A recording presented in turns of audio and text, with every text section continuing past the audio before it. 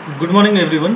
Today I will tell you how we can get the descriptive statistics for a particular set of data. Okay.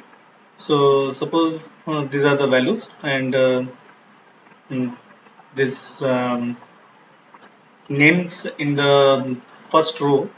These are the names of the variables. Okay.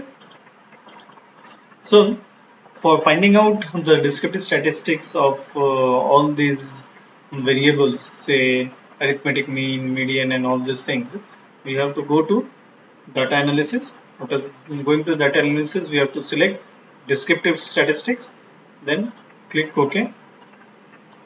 In this input range, if it is not selected, we have to select all the data. Okay. Then we have to check this labels in the first row because we are having the labels in the first row, and our output range is K2, and we click on this summary statistics confidence level for mean. Uh, Here we are taking it as 95%. Then K largest 95 and K smallest is 5%. So these are basically the percentiles. So this will give me the data for the 95 percentile data, and this will give me 5 percentile data. Okay, then I will click OK.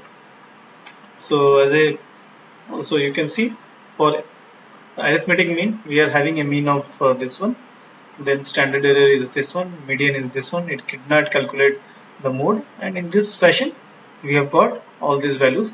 So count is 120, so there are 120 values over here. So if you see over here, it is up to 121, and if you deduct this label, then it comes out to 120. Okay, then largest value is this one. So this is the value below which this is the value which gives us the 95 percentile value, and this gives us the 5 percentile value, and then confidence level of the mean at 95% it is given. So for each and every features or the variables, we have got these values. Okay, thank you.